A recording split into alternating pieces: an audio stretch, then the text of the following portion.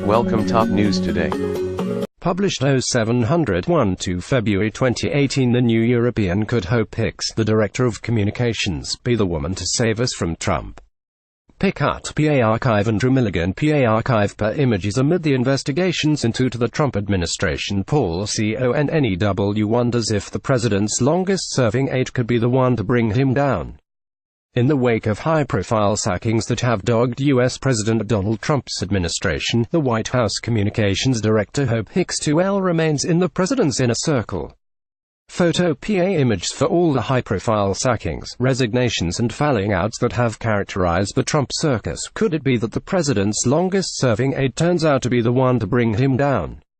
Amid all the dramatic comings and goings since Donald Trump took office, Hope Hicks has remained relatively under the radar, even since her promotion to the role of Director of Communications last August. But all that has changed with the prospect that she could unwittingly emerge as Robert Mueller's secret weapon, as the special counsel continues his investigation into possible Trump campaign collusion with Russia to influence the U.S. election. That possibility comes with the news that Mark Corallo, a former legal spokesman for the Trump administration who resigned in July, is poised to testify that Hicks was party to an obstruction of justice effort, together with her boss, the president. According to Corallo, who apparently shared his concerns with three colleagues contemporaneously, he was consulted when Trump and Hicks colluded aboard Air Force One over producing the notorious false statement about the Trump Tower meeting with Russian offering dirt on Hillary Clinton, arranged by Donald Trump Jr. and also attended by son-in-law Jared Kushner and campaign manager Paul Manafort. Corallo is willing to tell the special counsel he warned the president and Hicks that the statement they were drafting would backfire because documents would eventually surface exposing the truth that the meeting had been set up expressly to obtain damaging political dirt on Clinton courtesy of Russia. But, alleges Corallo, Hicks told him, in Trump's presence, that the emails setting up the meeting will never get out because only a few people had access to them. Corallo, who was previously also a senior Justice Department spokesman in the Bush administration, immediately alerted colleagues that Hicks was either being naive or suggesting that the emails could be withheld from investigators. He also flagged up that by saying it in front of Trump without a lawyer on the phone, the conversation couldn't be protected by attorney-client privilege, and thus opened the door to potential obstruction of justice charges against both the president and Hicks. As it turned out, of course, the existence and contents of the emails was later leaked to the New York Times, forcing Donald Trump Jr. to release them himself, effectively discrediting the phony cover story statement cooked up mid-air by the president and his communications director. It has now emerged that Corallo took detailed notes about the conversation, advised Trump not to continue without lawyers present and told the then White House chief strategist Steve Bannon and two others what had taken place. He is now in the process of doing exactly the same for Mueller and his team. Significantly, according to Michael Wolff's recent bestseller, Fire and Fury, Bannon told him how he had lost his temper with Hicks later, telling her to get herself a lawyer and saying, "You don't know how much trouble you are in, you are as dumb as a stone." The timing of Corallo's testimony to Mueller's team is significant because it ties in with Bannon's own date with the special prosecutor. Bannon and his lawyers have held preliminary talks with investigators, with a full interview set for next week. Sources say he will readily confirm Corallo's account. It should be remembered that Bannon's collaboration with the Wolff book included telling the author that the Trump Tower meeting with the Russians was treasonous and unpatriotic. Bannon also told Wolff the chance that Don Jr. did not walk those Jumos up to his father's office on the 26th floor is zero. No one can work out what the word Jumo means, but it certainly wasn't coined by Bannon as a compliment. As for the other target of a Bannon insult, dumb as a stone, Hicks, she has already been interviewed once by members of the special counsel's team, as part of the general questioning of White House staffers past and present and members of the Trump campaign team. But, according to sources, Mueller plans to quiz her personally again under oath after the testimony of Corallo and Bannon has been completed.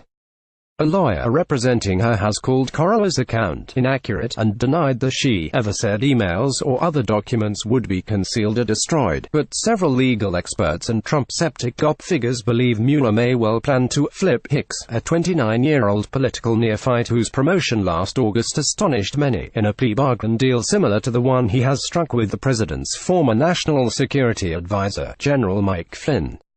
All this is playing out against the backdrop of the escalating fallout from Trump's decision last week to ignore the pleas of the Justice Department, the FBI and every other U.S. intelligence agency and release a memo compiled largely by his close ally, Congressman Devin Nunes, the Republican chair of the House Intelligence Committee. The memo alleges bias against Trump within the FBI and the Justice Department, but has been branded inaccurate and irresponsible by critics, who argue it could compromise U.S. national security and play into President Putin's hands. Intriguingly, it has now emerged that to release the memo Twitter campaign in support of Trump's action was pushed by large numbers of Russia-linked bots. But for the under-pressure POTUS himself, the Nunes memo has been seized on greedily like manna from political heaven. He has been frantically declaring it total vindication of his persistent claims the Russia connection investigation is a witch hunt and fake news, and portraying himself as the victim of a deep state conspiracy. In truth, it's no such thing, much as Trump and Nunes would like it to be.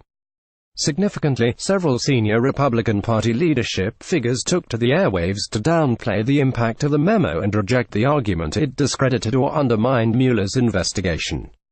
They have also privately signaled to the White House that presidential hints about firing the special counsel and the man overseeing his investigation, Deputy Attorney General Rod Rosenstein, would not win the support.